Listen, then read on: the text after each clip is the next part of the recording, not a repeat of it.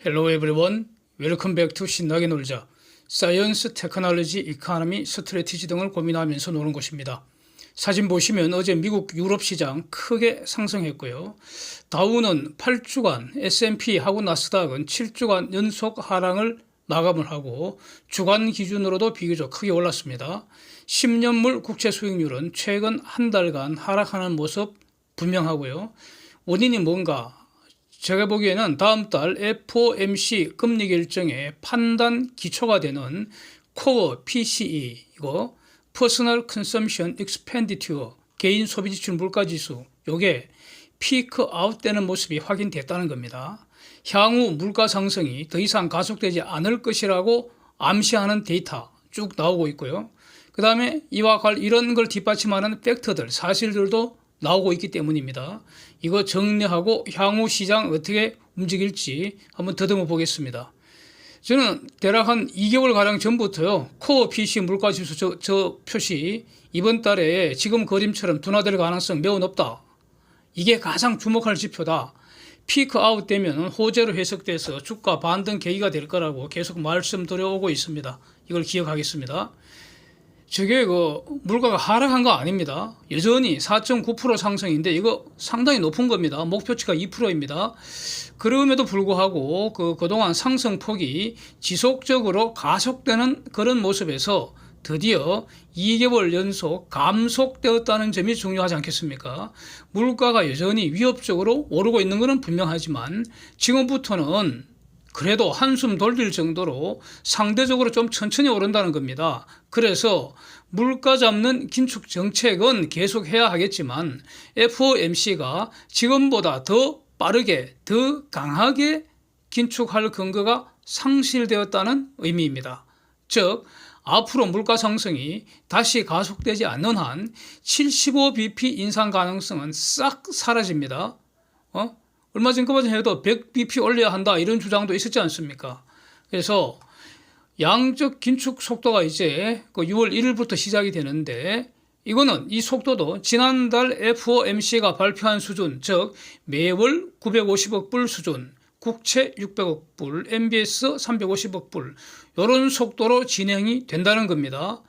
그런데 이것은 과거에 양적 완화할 때 매월 1200억 불 수준, 요거보다는 비교적 부드러운 수준이라는 겁니다. 그래서 물가 상승이 감속될 거라는 근거는 다시 한번 쭉 정리해 보겠습니다. 1분기 GDP 성장률 수정치가 어저께 발표됐는데 마이너스 1.5%로 더 심해졌습니다. 저는 이거 호재라고 봅니다. 4분기 6.9% 성장은 너무 과해서 이것이 총수요 급증시켜서 폭발적 인플레이션의 원인 중에 하나라고 저는 봅니다. 그런데 이제부터는 총수요가 정상으로 돌아가는 신호로 봐야 하고요. 그럼에도 보시면은 개인 소비 지출은 급작스럽게 악화하는 거 아닙니다. 그래서 리세션은 걱정할 필요 없다는 겁니다. 경기는 작년 하반기보다는 살짝 둔화되지만 개인 소득 부분도 상승폭이 약간 줄어든 정도이지만 여전히 상승하고 있습니다. 늘어나고 있습니다. 소득도 늘어나고 있고요. 재고도 여전히 평균 이상입니다. 그래서 또 어저께 발표된 미시간 대학의 소비자 관련 3대 지표가 있는데 전부 다 하락했습니다. 그런데 그게 경제가 위협적인 그런 수준은 아니고요. 비교적 높은 수준에서 싹 하락한 모습입니다. 소비가 차분하게 깔아앉는다는 것이지 완전히 침체되는 거 아니라는 겁니다. 즉 경기 경착륙이 아니라 연착륙이다. 예? 미국에 있는 경제 관련 선수들, 즉 FED, FOMC 저 선수들이 이 경제를 조정하는 솜씨가 상당히 좋다. 이렇게 보입니다. 내구재 주문 지수 움직임도 같은 해석이 가능할 것 같습니다. 주목되는 게 주택시장 냉각 속도가 상대적으로 상당히 큰 것 같습니다. 그래서 이 부분은 좀 계속해서 주목을 해야 하지 않을까 싶고요. 주택 가격 지수 지난번에 급락세 보인 거 봤고요. 이번에는 신규 주택 판매량도 급락세 보이고 있습니다. 이제 PMI 지수 살펴봐야 되는데 지난주부터 이제 발표돼서 다음 주에도 계속 발표가 되는데 제조업 지수, 서비스업 지수, 글로벌 주요 국가들 전부 하락세입니다. 사진은 미국만 준비를 했습니다. 근데 유럽과 아시아 각국들도 전부 하락세인 거 제가 확인했습니다. 그러나 지금 여전히 경제는 확장 국면입니다. 이걸 주목을 해야겠습니다. 중공은 예외로 쪼그라드는 그런 영역인데 뒤에서 볼 것이고요. 그래서 2, 3개월 이내에 저 PMI 지수가 추가로 대폭 폭락세를 보이지 않는 한 저는 뭐 그럴 가능성 매우 희박하다고 보고요. 예, 그래서 하여튼 요거는 이제 확인을 해야 하는데 그렇게 폭락할 것 같지는 않고요. 그렇다면은 앞으로 경기는 살짝 둔화되고 물가 상승도 감속되는 그런 상황이 이어질 가능성이 가장 높다 이렇게 정리하겠습니다. 물가와 관련해서 지금 쟁점은 두 가지 아니겠습니까? 에너지 가격하고 식품 가격입니다. 에너지는 당분간 높은 수준 유지할 것으로 저는 봅니다. 에너지가 공급 부족해서 가격이 올라간다 하더라도 러시아 에너지는 안 쓰겠다고 지금 정치적 결단을 했습니다. 그래서 당분간 높은 에너지 가격 감수하겠다 이거 아닙니까? 그래서 러시아 대체 에너지 확보되기까지 당분간은 높은 에너지 가격 유지할 것 같고요. 그런데 이제 문제는 이것이 지금 글로벌 에너지 전환 정책과 또 물려 있습니다. 그래서 지금 에너지 이 시장은 상당히 복잡한 것 같습니다.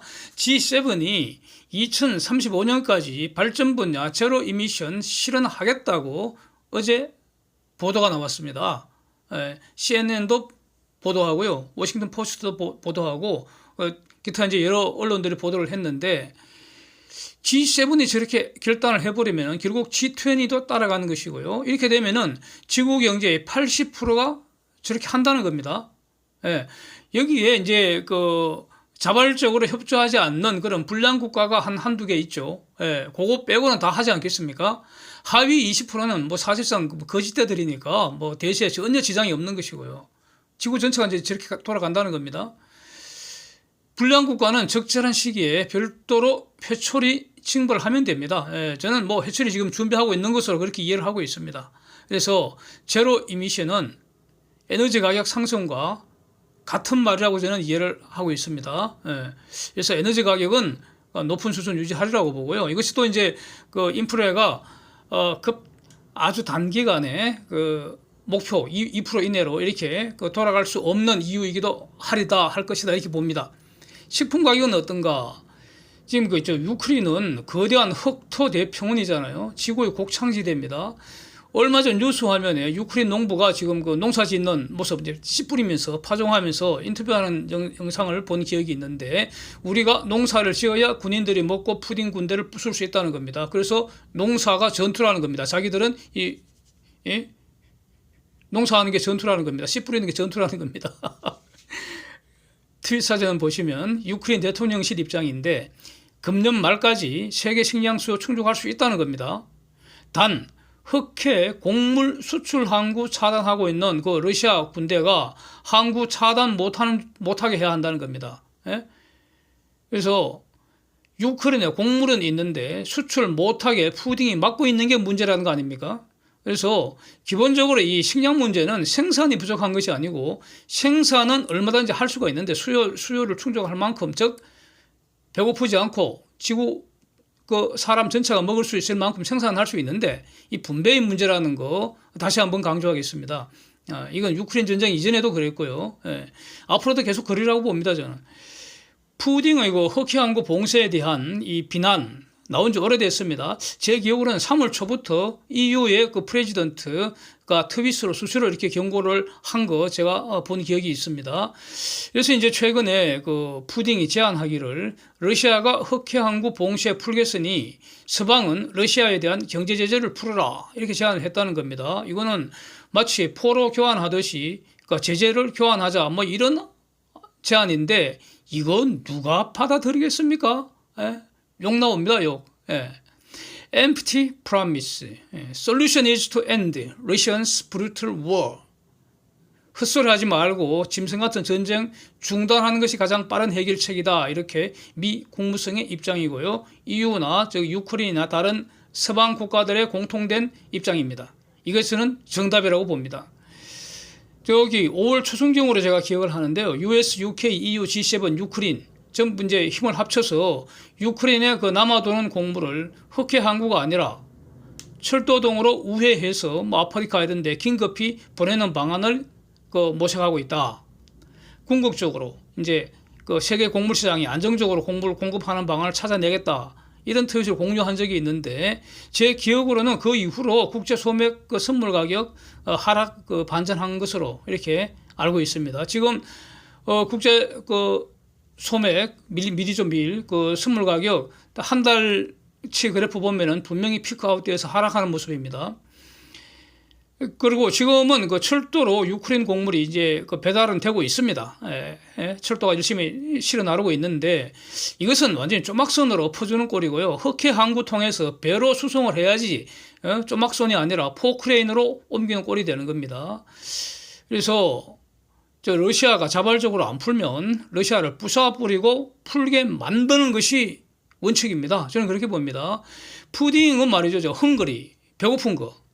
가난한 자들의 기근을 지금 무기로 삼겠다는 건데 이것은 인간에 대한 또 다른 테러라고 저는 보여지고요. 테러하고 협상해서는 안 된다고 봅니다.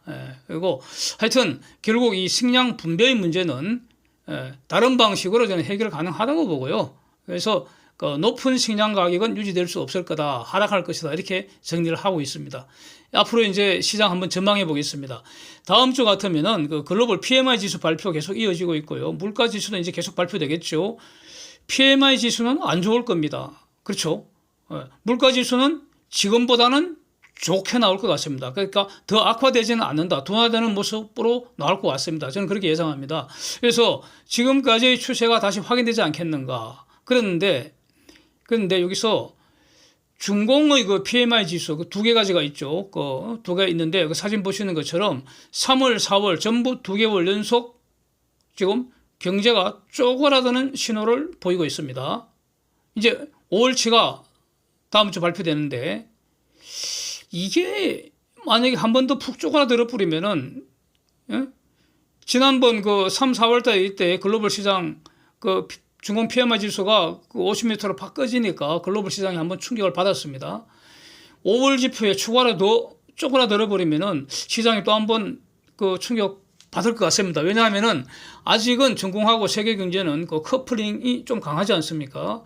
그래서 중공 PMI 지수가 추가로 급락하면은 시장이 다시 한번 출렁할 것 같은데, 근데 이거 얼마나 갈 것이냐?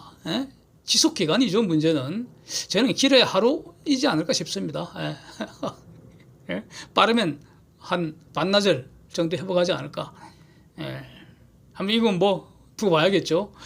그 다음에 이제 중요한 것이 미국 빅데이터 발표가 있죠. 5월 고용보고서입니다. 제가 지난번 영상에서 5월 고용보고서 나쁠 것 같다고 말씀드렸습니다. 그 이유는요, 고용보고서 나오기 전에 판단의 전제가 되는 지표, 고용시장 지표 한 3가지 정도가 있습니다. 그게 전부 악화되는 모습이었거든요. 그래서 그렇게 말씀을 드렸던 건데, 지금 사진 보시면은 고용보고서 예상이 매우 나쁘게 나와 있습니다. 그렇죠? 사진에 신규 고용 둔화되는 모습이 분명합니다. 예상치입니다. 물론 예상치.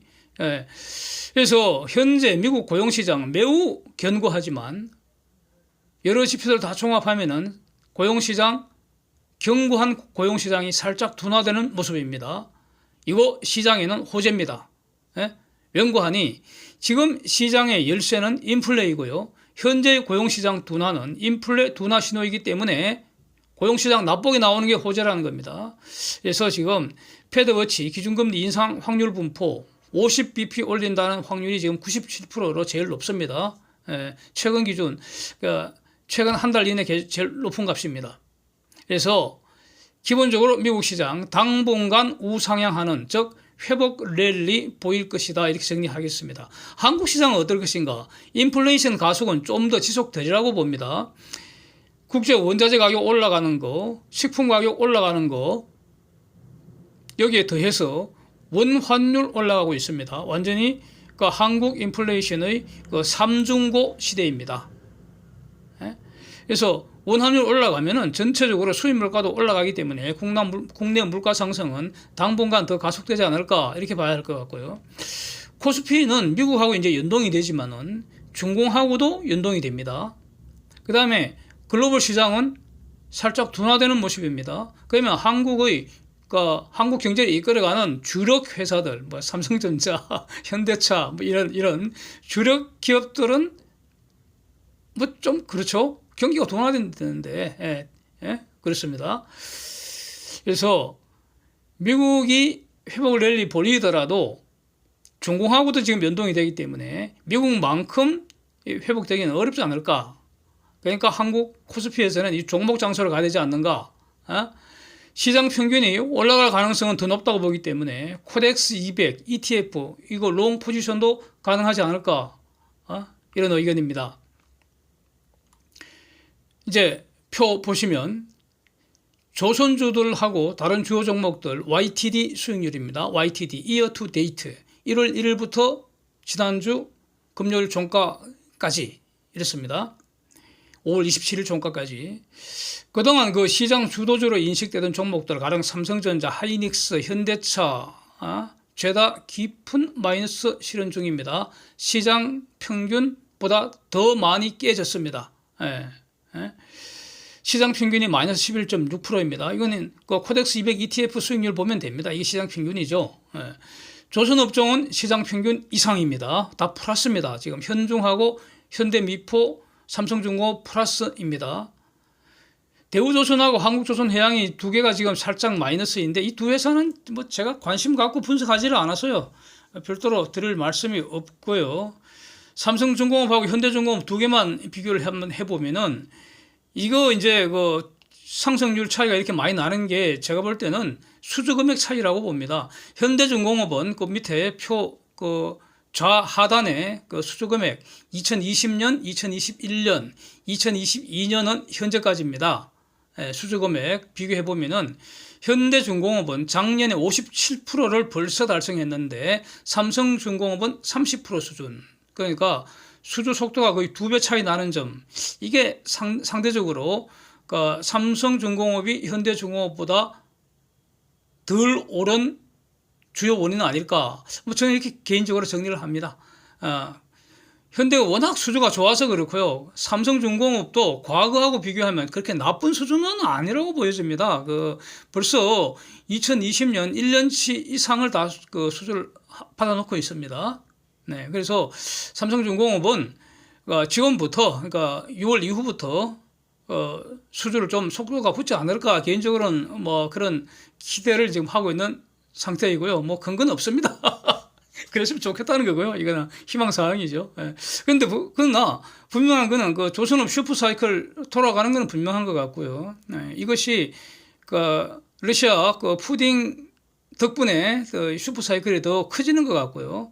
그 수혜를 가장 크게 받을 종목이고 직접적으로 받을 종목이 삼성중공업인 것만은 분명한 것 같습니다. 그래서 그 하반기 수주 그 상황이 좀 좋아지면은 그러면 시장 수익률 이상으로 올라갈 종목이면 틀림없고 뭐 현대중공업하고 1, 2등 다투겠죠. 뭐 그렇게 기대를 하고 있습니다. 그래서 삼성중공업은 앞으로 다른 거는 거의 뭐 악시의 요인이 제가 아무리 봐도 저는 모르겠고요. 뭐 러시아 리스크는 사실상 다 해소됐다고 저는 판단합니다. 그래서 수주에 관심 가지면서 바이 앤 홀드 하고요. 좀 시장이 출렁할 때 빠지면 추가 아직은 추가 매집 구간 아닌가 저는 이렇게 정리를 하고 있습니다. Thanks for watching. See you next.